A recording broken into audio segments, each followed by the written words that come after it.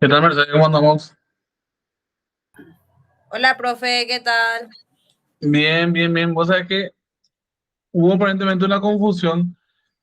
Vos, viste que el ingeniero Pedro avisó que estaba con problemas en la plataforma, ¿verdad? Sí, en el grupo creyeron que tampoco el MID estaba andando. Exactamente. Yo me quedé esperando hasta ahora que pensé que el mío no estaba funcionando.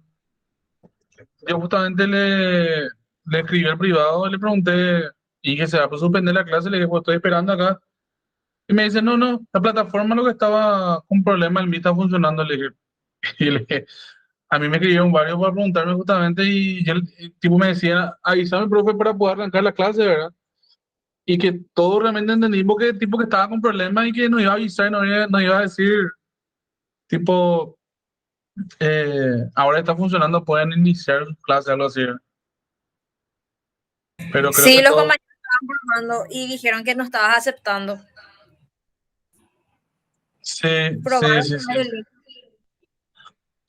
Sí, yo realmente no ingresé porque pensé que no estaba funcionando el juego, ¿verdad? O sea, que era tipo que tenía que esperar para poder iniciar, ¿verdad? Eh, Hubo un malentendido, aparentemente. Pero Profe, bueno, y ese el trabajo yo te puedo entregar el miércoles entonces. el miércoles te llevamos. Dale, profe. Ahora lo que no sé, o sea, sería bueno que los muchachos se conecten por lo menos estos 40 minutos que tenemos para poder hacer un repaso para mañana, ¿verdad? Un repaso para que Voy a salir y voy a avisar, les voy a avisar. dale, dale, para que tenga una idea de lo que va a caer.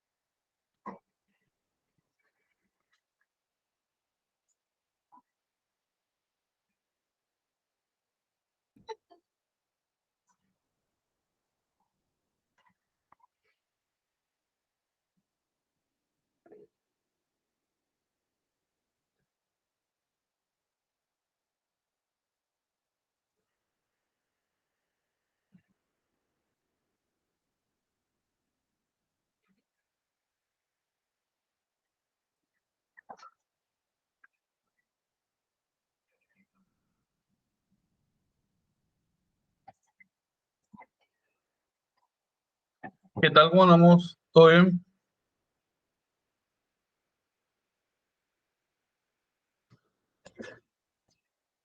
¿Me escuchan bien? ¿Qué tal, profesor? Sí, Eh, yo creo que todos tuvimos la misma impresión, para hacerlo, hubo una confusión grandiosa. Eh, Justamente le estaba comentando eso a Mercedes, ¿verdad? Viste que el coordinador avisó que la plataforma estaba con inconveniente, ¿verdad? Y yo creo que todos entendimos que tipo que no íbamos a poder acceder porque estaba con inconvenientes. Y yo me quedé esperando hasta que se avise para poder acceder, pero había sido la plataforma bueno, que estaba con inconvenientes, pero el Meet ¿cómo decir? El Meet institucional estaba funcionando. Pero bueno, ahí es donde hubo una, una falta de entendimiento de nuestra parte o qué sé yo, una falta de aclaración. En fin, lo que sí que hubo ahí algo raro, ¿verdad? No sé si todos entendieron así también.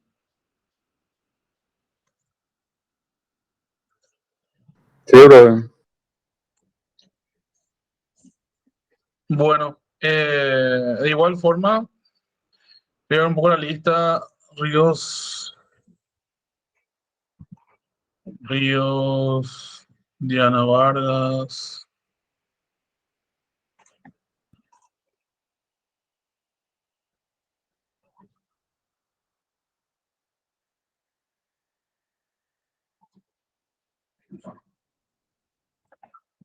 Barbosa, González,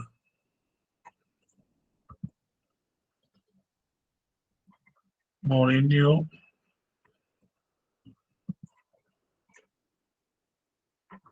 Núñez, Sebastián Espino, no.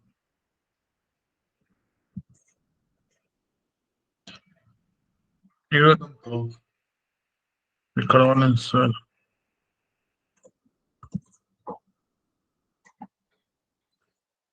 Bueno, en fin, mal entendido, pero bueno. De hecho que hoy íbamos a hacer un repaso, ¿verdad? De lo que estuvimos viendo, entonces el tiempo está un poco corto, entonces lo que vamos a hacer es un repaso fugaz. Les voy a compartir mi pantalla. Más que un repaso, es una orientación para que tengan y estén preparados para mañana. Um,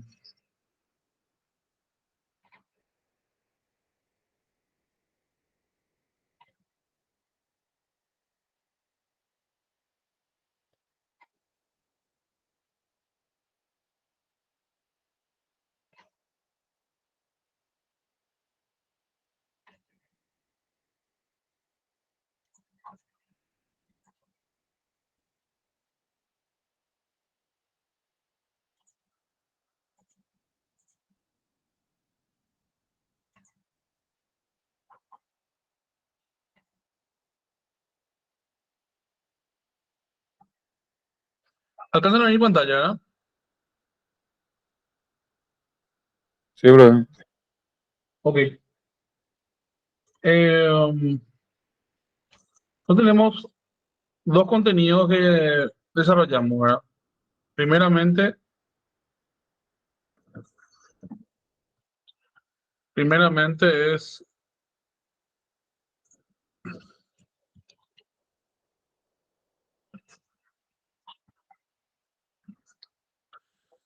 eh, primeramente sería los generadores de corriente directa, ¿verdad? Y los motores de corriente directa. Esos fueron los dos que desarrollaron y entre ellos todo lo que es el desglose de lo que entra dentro de generadores de corriente directa y todo lo que es el desglose de motores de corriente directa, ¿verdad? Entonces, básicamente, temas posibles, qué sé yo, diseñar el diagrama esquemático, eh, el diagrama esquemático, o diseñar el circuito equivalente y este circuito equivalente. Puedo pedir este, puede pedir este, te puedo pedir ambos, ¿verdad?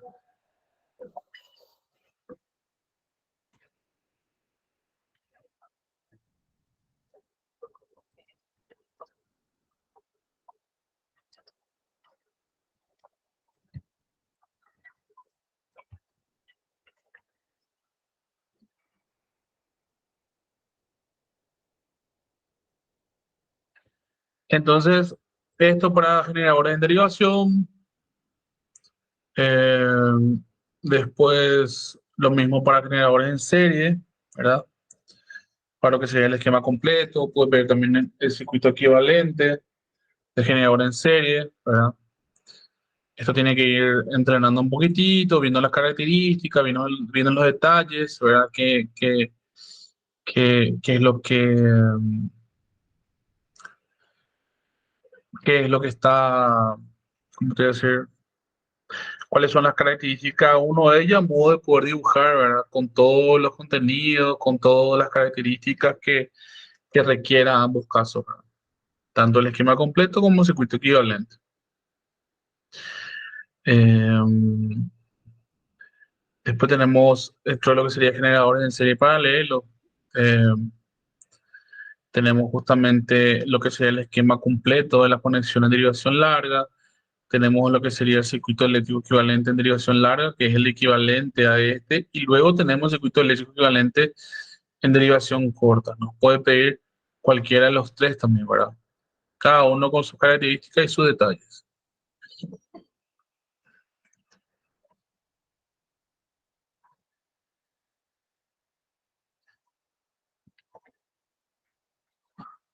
Entonces,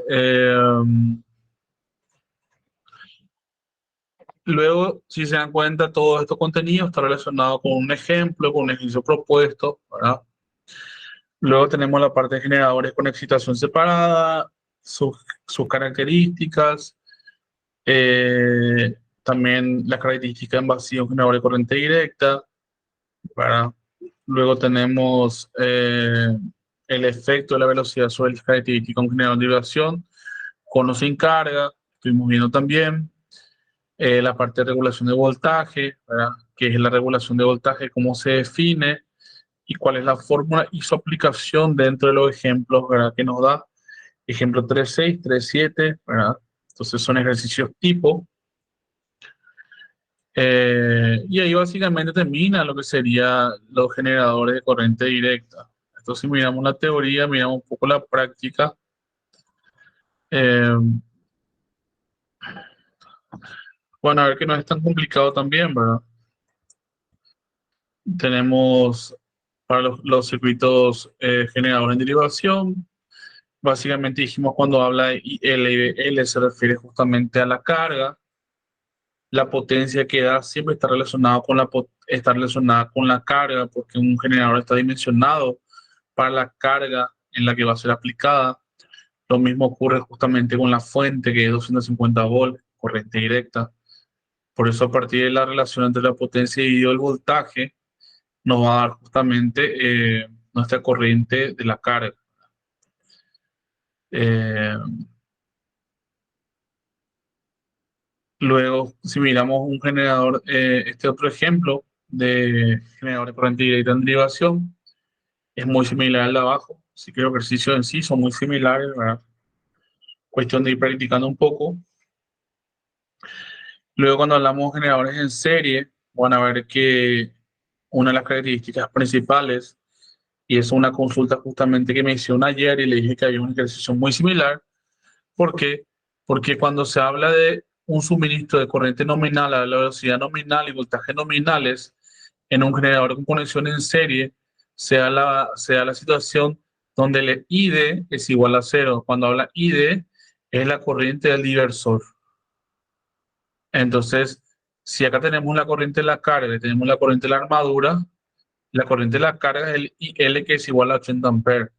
La corriente de la armadura también es igual a IL, porque en los generadores en serie lo que ocurría era que había una igualdad entre la corriente de la armadura y la corriente de la carga. Esto no ocurre en los generadores de derivación. En los generadores de derivación lo que sí son iguales son el voltaje de la armadura, el voltaje del campo en derivación y el voltaje de la carga. Esas son las características de los generadores de conexión en derivación o conexión paralelo. En el caso de los generadores con conexión en serie, lo que se da es que justamente IA, que es la corriente de armadura, y L, que es la corriente de la carga, inclusive la IS, que es la corriente de circuito en serie, pueden ser iguales, siempre y cuando la ID, que es la corriente del diversor, sea igual a cero. ¿Y en qué caso la ID es igual a cero?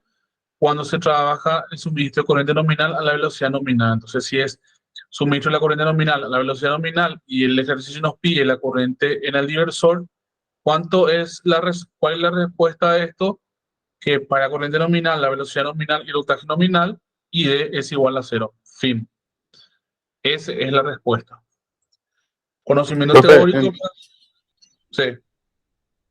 en ese punto más o menos podía señalar en el gráfico en dónde exactamente Sí, viste que esa parte parece que la corriente en el gráfico parece que se divide, pues, y esa a mí me confundió, pues. acá está. Acá vos tenés, por ejemplo, este es un ejemplo y también te puedo explicar acá está, ahora en serio. Fíjate este gráfico. ¿Se nota acá? Sí, profe. Perfecto. Esta es la corriente IA, ¿cierto? Que es la corriente de la armadura, que es la corriente que pasa por la existencia de la armadura, ¿cierto? Sí, ese parece que es el primero que hallaste, Sí, que hallás con la sí. fórmula. Entonces la corriente de la armadura llega en este nodo y baja. ¿Por qué? Porque no hay ninguna, o sea, este es un circuito en serie, conexión en serie, entonces IA, al llegar en este nodo, ¿qué ocurre? Se convierte en IL, porque está relacionada ya a la carga. O sea, esto es el circuito de la carga y esto es el circuito de la armadura. Entonces, como es la conexión en serie, entonces el IA se convierte directamente en IL. Hasta ahí se entiende, ¿cierto? Sí, Es profe. IL, es IL porque pasa por una resistencia RL, que es la resistencia de la carga. Ahora bien, IA y L ya sabemos que es igual, ¿cierto? Ahora, ¿qué pasa con la IL? La IL, cuando llega en este punto específico y luego atraviesa y llega a este otro punto, este es un nodo, ¿cierto? Cuando la IL llega a este nodo, la IL se puede dividir en IS e ID. Entonces, esta IL se divide en IS e ID. O sea, IS es la corriente en el circuito en serie. Hasta ahí se entiende, ¿verdad? Sí, profe. ID es la corriente en el circuito de derivación o diversor. ¿Se entiende eso? Sí, Ahora, ¿qué pasa? Hay una peculiaridad que que cuando dice que se suministra la corriente nominal a la velocidad nominal y voltaje nominales, cuando todo está a la nominal, cuando todo está a la nominal, esto tiene que funcionar a plena carga, ¿cierto? Tiene sí, que profe. funcionar a plena carga. Entonces, ¿qué era el diversor? El diversor dijimos que es una especie de regulador, ¿cierto? Sí, profe. Entonces, ¿qué pasa? Si esto es un regulador y vos no tenés que regular por el simple motivo de que vos necesitas la carga completa, entonces tu resistencia acá es la máxima posible al punto de que esta corriente es igual a cero. Entonces, si yo necesito que acá circule la máxima corriente para poder trabajar la nominal al voltaje nominal y la corriente nominal sin necesidad de reducir nada, entonces yo lo que voy a hacer con esta resistencia es aumentar lo máximo posible al punto que esta corriente se vuelve cero. Si esta corriente se vuelve cero, entonces la IA, que era igual a la IL, también es igual a IS. ¿Se entiende? Ah, ya ahí sí, más o menos ya entiendo ya. ¿Qué pasa? Viste que yo miré así mi gráfico y vi que se dividió, pues, y yo dije, "Ah, tiene que haber dos corrientes, ¿verdad?" Claro, claro, claro. Y ahí me De, perdí y no de hecho sabía, que sí. güey, al decir que es nominal todo, el otro literalmente de cero y de donde pasa del niño, pues va directamente lo que es A y L y S son iguales. Claro, claro. No, por eso nosotros hablamos clases. Eso es justamente una de las cosas que en una de las clases que dimos, clase virtual, justamente yo había dicho que inclusive di un hincapié en eso, ¿verdad? De que cuando se habla nominal, a la velocidad nominal y nominal, nominal, nominal, repetirlo varias veces, que lo que está diciendo que necesita a full, a plena carga. Entonces, tanto el diversor ¿verdad? O sea, este circuito de derivación, o sea, este diversor como este regulador que hay en el campo de derivación, que es el reostato. Tanto el reostato o el reóstato, como algunos dicen, y el diversor o el desviador, como algunos dicen, ambos son reguladores, ¿verdad? Ambos son reguladores. ¿Qué pasa? Si yo regulo al mínimo RD, va a pasar corriente por él. Regular al mínimo significa que, imagínate que esto es como una canilla y yo abro la canilla. Entonces, si yo abro la canilla, pasa agua, ¿cierto? Entonces, si yo abro la canilla, pasa la corriente ID. Pero ¿qué pasa? Si pasa la corriente ID, IS se reduce, se regula, ¿entendés? Entonces, si IS se regula, entonces no va a estar funcionando a la corriente nominal y a la velocidad nominal, porque acá va a haber una regulación. Pero si yo quiero que él funcione a todo vapor, lo que yo tengo que hacer es eh, justamente,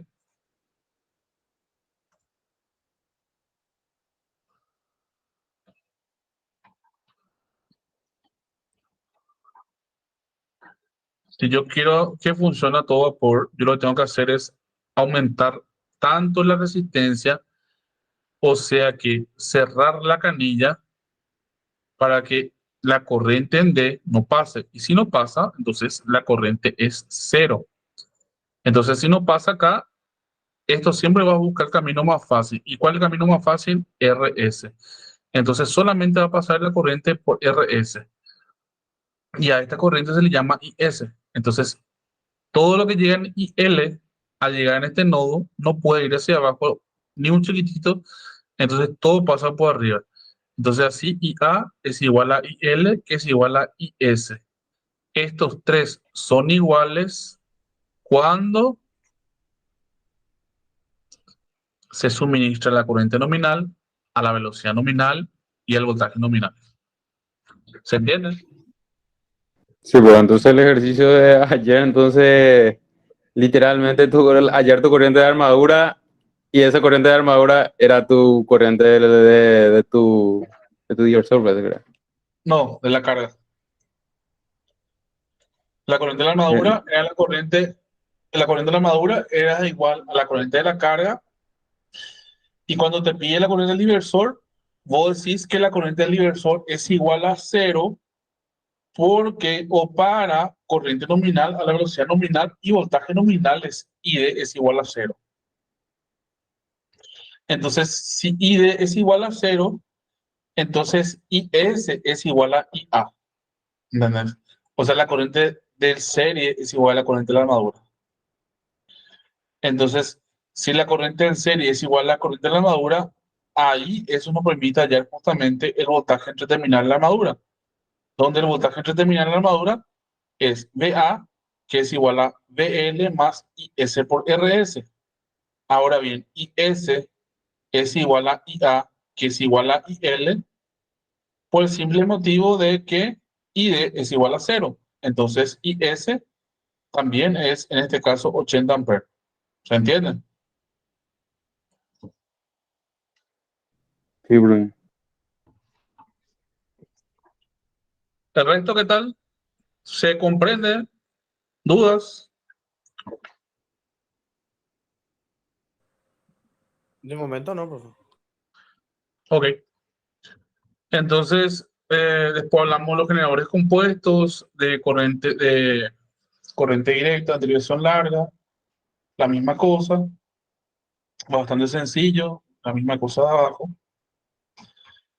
Eh, y lo mismo este ejercicio, explicación directa de fórmula. Tengan sus formularios preparados y completos.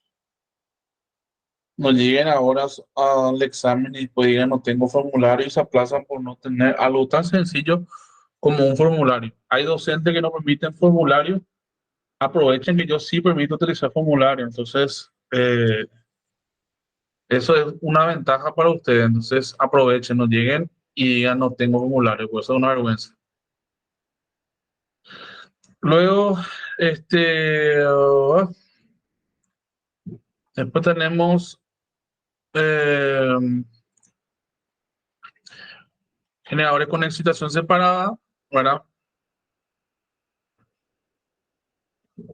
Esto demuestra justamente a esta clase de generadores que tienen los circuitos separados, ¿verdad? También vimos. Y se dan estas dos situaciones con el potenciómetro en el campo de derivación y con excitación separada, campo de derivación, operación compuesta, que es más relacionada con las conexiones en serie. Luego tenemos características en vacío de los generadores de corriente directa. Tenemos los efectos de la velocidad sobre las características de un generador, que es esto que estuvimos viendo. Después tenemos la regulación de voltaje de un generador, eso también ya hablamos, donde la regulación de voltaje es bastante sencilla ya. Eh, este ejemplo, esto estaba en el ejercicio anterior, eh, estaba en la parte teórica anterior, que es el 3.3. Esto habla más que nada sobre el tema de la excitación de campo constante. Y dice, si un generador con excitación separada, cuyo voltaje de magnitud es 150 y la velocidad 1800, y esto se hace con regla de 3. Esto es sencillísimo, es regla de 3 nada más. Esto es lo mismo. Hagan esto, estudien para obtener una curva de magnetización a la velocidad constante. Esto es más que nada para hacer lo que sería las correcciones, ¿verdad? Entonces, esto es bastante sencillo, o sea, no pueden errar en esto. Luego tenemos el voltaje sin carga. Un generador de derivación es 135, su voltaje a plena carga es 125. Calcular regulación porcentual, esto es sencillísimo. Es inicial menos final sobre final, ¿verdad? Dn es el final. 135 menos 125 dio 75%, una regulación del 8%. Y después dice que la regulación, que es el RB, es 10,5 para un generador. En derivación 250 calcula voltaje generado en vacío. Ahí, esta era la regulación, este pie en vacío que sería el B sub 0, el B inicial. Lo mismo cuando habla de fuerza útil, que es la F minúscula, estuvimos viendo, eso fue lo último que estuvimos viendo. Esto ya es para el ejercicio 4.1, la parte de motores, que es lo que vamos a ver ahora. Cuando hablan justamente de los motores de corriente directa, hablan de características, qué sé yo, puede ser, el ejercicio les pida citar 3 características de los motores. Pues el par electromagnético se desarrolla, produce o desarrolla la rotación, el voltaje se genera. Estas son 3 características, 3 de 4, por ejemplo. Entonces, de las 4, citar 3, por ejemplo. Eh, Después habla un poco de lo que sería el par útil, la rotación. Eh, el ejemplo 4.1, que es la necesidad de conmutación de un motor de corriente directa, va hablando justamente de las polaridades, ¿verdad? De la fuerza promedio, ecuaciones fundamentales del par de un motor, la longitud activa, la IA, que es la corriente total de armadura, dividido A, que es el número de trayectorias. Este ejercicio también hicimos, bastante sencillo, nos muestra justamente el ejemplo 4.4 y el 4.6, que si examinamos la ecuación anterior, vemos que las únicas variables posibles son IA y justamente el flujo que es B. Entonces, y la constante aérea bajo los polos, dice, por lo que podemos escribir la siguiente ecuación, que T es igual a K, que es la constante phi por IA. Entonces, phi e IA, donde phi es el flujo y IA es la corriente total. Entonces, tenemos ejemplos 4.4 y 4.6. Está acá justamente el 4.4 y el 4.6, la continuación del 4.4. Nos pide calcular el par total desarrollado por la armadura de un motor de corriente directa. Dice que tiene las siguientes especificaciones: estoy de ranura, 6 conductores por ranura, densidad, diámetro. Esto vamos reemplazando acá, nos da la cantidad de conductores, después metemos entre la fórmula del par y todo esto dividido a multiplicamos por un porcentaje que es justamente el porcentaje de los arcos polares, que en este caso abarca el 72%. Y esto nos sale justamente el par, que es básicamente el torque, que es 1059,7 newtons metros o 1060, si queremos redondear.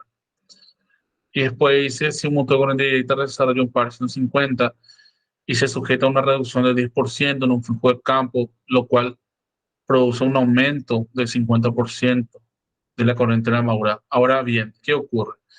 Si el motor desarrolla un par de 150 y se sujeta a una reducción del 10%, si se reduce el porcentaje de flujo, aumenta la corriente de la armadura. Ahora, si hacemos al revés, si en vez de reducir el 10% del flujo, nosotros aumentamos el 10% del flujo, entonces la corriente de la armadura, en vez de aumentar, estaría reduciendo.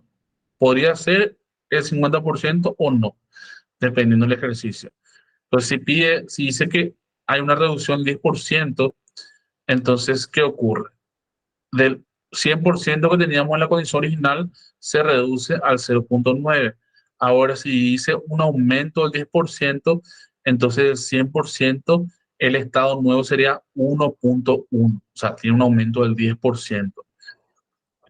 Y si en este caso dice que aumenta el 50% de la corriente de la armadura, o sea, de 100% o en este caso 1, aumenta 1,5. Ahora, si este aumenta, entonces este, en vez de aumentar como muestra acá en el ejercicio, va a pasar al revés. Si dice que tuvo una reducción, si tuvo una reducción del 50%, sería condición original 1 y estado nuevo, ¿cuándo sería?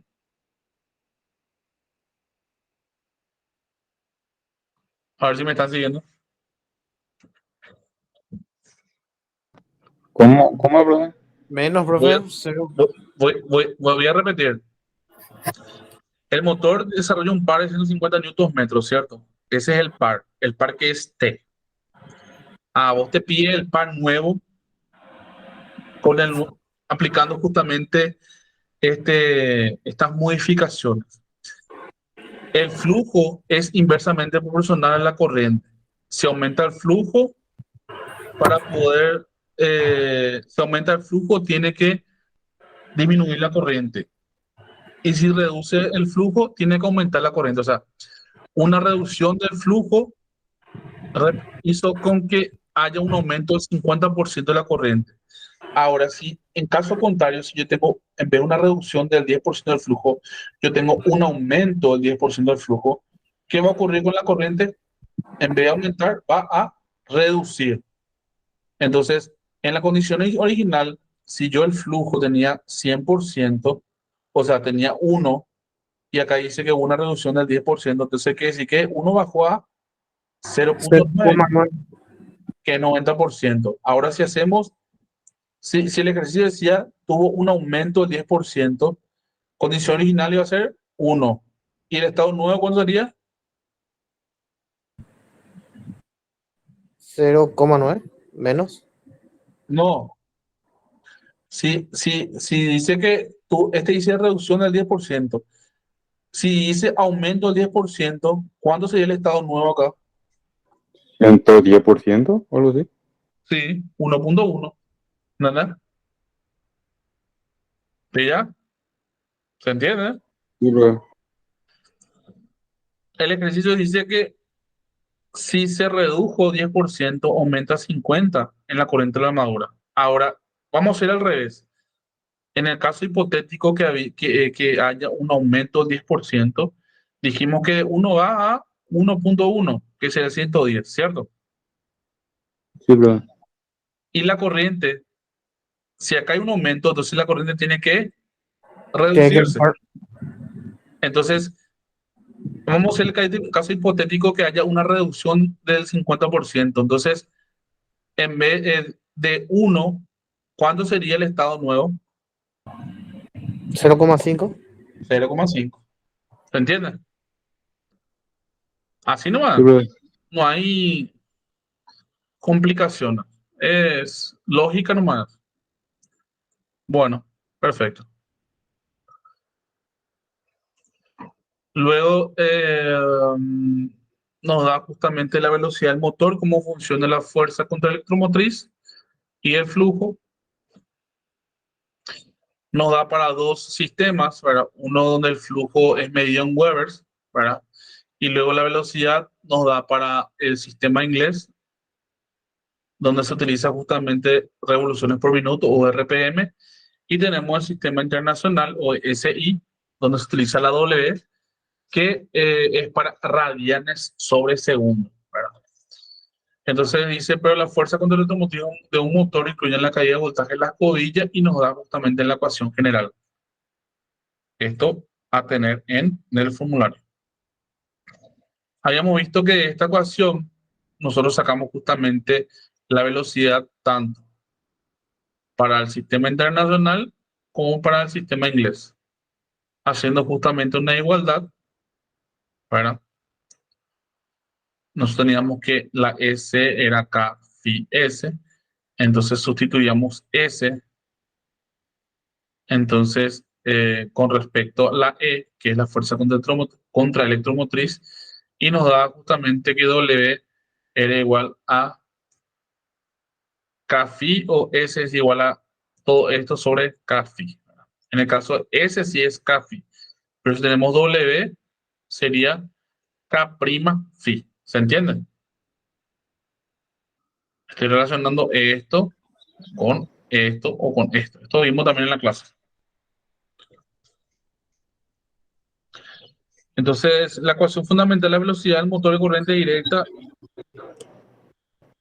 dice si se debilita mucho el flujo del campo, el motor se desbocará y se mantiene constante la corriente y el flujo. Nos da justamente de ejemplo el 4.8 y 4.9. El 4.8 es básicamente este que está acá. Dice motor de corriente directa en derivación de 120 volts, que tiene una resistencia de circuito de la madura de 0.2 y del circuito de campo 60. Toma una corriente de 40 amperes de la línea a plena carga y la caída de voltaje en las escobillas 3 volts y las velocidades nominales a plena carga de 1800 RPM. Nos pide calcular la velocidad media carga, entonces básicamente si nos pide calcular la velocidad media carga, lo que tenemos que hallar primeramente es justamente la IA, que es 38 amperes, y esto es a plena carga. Entonces, una vez que hallamos la EC, tenemos nosotros nuestro valor que es 109.4 volt, y tenemos que la velocidad nominal a 1800 RPM, la EC es 109.4 volt y el IA es 38 amperes. Pero si necesitamos nosotros a media carga, que es como nos pide el ejercicio, a carga completa era 38 y a media carga es 19, que es 38 dividido 2, o el 50% de 38, la misma cosa. Ahora bien, a plena carga teníamos 109.4 volt y a media carga, reemplazando el 38, que ahora va a ser 19, reemplazamos justamente acá en la IA y eso nos sale 113.2. Tenemos 113.2 para media carga y 109.4 para plena carga. Podemos hacer la misma ecuación que vimos, que es una regla de 3, donde para poder hallar justamente la velocidad final es la velocidad inicial multiplicado por la fuerza contra electromotriz final dividido la fuerza contra electromotriz original. Nos sale que la velocidad inicial es 1800 RPM, sistema inglés, ¿verdad? Multiplicado por 113 dividido 2, 113,2 dividido 109.4, eso nos sale 1863 RPM, o sea que tuvo un aumento de la cantidad de RPM. ¿Por qué? Porque tuvo un aumento también en lo que sería el voltaje, una reducción de la corriente.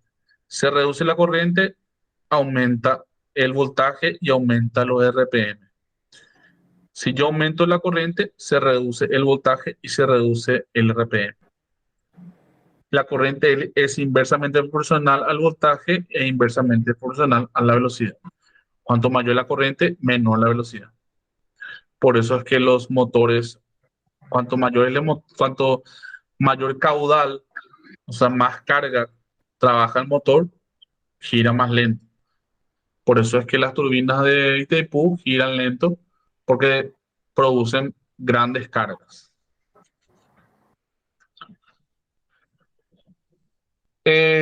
Ahora dice la velocidad de una sobrecarga 125%, significa que de los 38 amperes que antes estaba trabajando a carga completa, ahora tiene un aumento 125%, entonces sería 38 por 1.25, que sí que tuvo un aumento de carga. Si tuvo un aumento de carga, tendríamos que tener una reducción del voltaje y tendríamos que tener una reducción de los RPM. Efectivamente, a reemplazar eso en la ecuación, tenemos una reducción de voltaje de 109.4 a 107.5 y una reducción de los RPM de 1800 a 1769 RPM. Ahora nos dice el ejemplo anterior, se carga temporalmente una línea de 66 amperes, pero para producir el par necesario, el flujo de campos aumenta en un 12%, para ello se disminuye la resistencia al circuito de campo 50 ohm. Para calcular la velocidad del motor, se halla justamente la corriente IA, que es justamente 66 menos IF, que es BF sobre RF, 120 sobre 50, según lo que vemos acá. Bueno, porque BA es igual a BF, que es igual a L, entonces 120, menos IA por RA, que es 63.6 por 0.2, que es el valor que nos dio acá, más 3, que es la caída de voltaje en las cobillas, que eso nos sale justamente de una fuerza contra electromotriz de 104.3.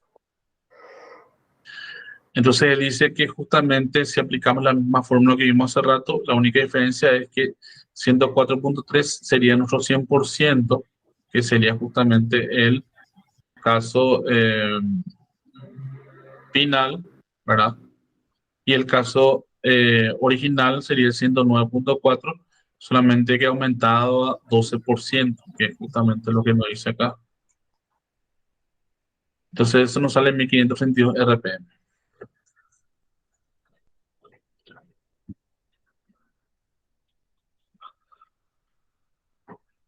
Luego tenemos arrancadores para motores de corriente directa. Nos da el ejemplo 412, el ejemplo 413. Dijimos que el arrancador básicamente tiene el objetivo de poder reducir el impacto de la corriente de arranque. Es el objetivo del arrancador. Nos da dos ejercicios, 412, 413. Entonces, motor de corriente directa 120 volts, derivación tiene una resistencia de armadura igual a 0.2 ohm y una caída de voltaje en la escobilla de 2 volts. La corriente nominal de la armadura a plena carga dice que es 65 amperes. Entonces nos pide calcular la corriente en el arranque y el porcentaje. Dijimos que justamente al aplicar esto nos salía que era 590 amperes, o sea, el porcentaje de aumento es 800%, o sea, tiene un aumento de 8 veces la nominal. Si utilizamos el mismo ejercicio, que es el 412, para aplicar el 413, nos pide ahora calcular para diversos valores, ¿verdad? Tomo derivaciones en lo que sería la resistencia de arranque RS, que limiten la corriente de ejemplo anterior, dice. Ahora dice, haciendo 50% de la carga nominal, se habla justamente en la carga nominal al instante de arrancar. Dijimos que en el instante de arrancar el motor está parado. Si el motor está parado, la velocidad que S es igual a 0. Entonces, si la velocidad S es igual a 0 y la ecuación de la fórmula de la fuerza contra la electromotriz es K phi S, y si S y la velocidad es igual a 0, porque el instante es el inicial, el arranque, entonces el E es igual a 0. Entonces la ecuación R es igual a BA menos CE sobre A menos RA, que es una ecuación reducida, ¿verdad? Pero sacando justamente la S, que era esta que está acá. Esta es una ecuación reducida de esta, donde se le saca justamente la S, porque S es igual a 0. En realidad, esta es la ecuación general, solamente que se convierte en esto, porque esto es igual a 0. Entonces, para hacer el 50%, la RS nos sale 0.65 ohm, con una contrarreloj automotriz 25% del voltaje de la armadura hacia el 50% de la carga nominal, nos sale 0,582 ohm. Para una contra electromotriz 50 y la maduración 50 de la carga nominal, nos sale 0,316 ohm. Y una fuerza contromotriz apenas carga, pero sin resistencia de arranque. Y sin resistencia de arranque sí que la RS es igual a 0. Entonces la fuerza contra electromotriz es esta directamente. Nos sale 103 volts.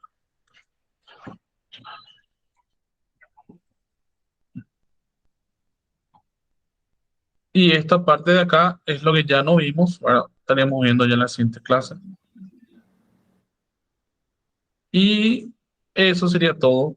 Dijimos que justamente llegaríamos hasta, digamos, justamente hasta la página que está acá. Esta es nuestra última página y este es el último ejercicio de referencia. ¿Dudas, consultas, aclaraciones?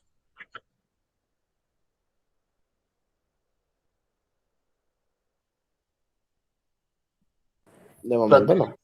Traté de hacer lo más fugaz posible porque no, el tiempo era bastante corto, pero creo que pudimos dar una pincelada rápida en todos los puntos.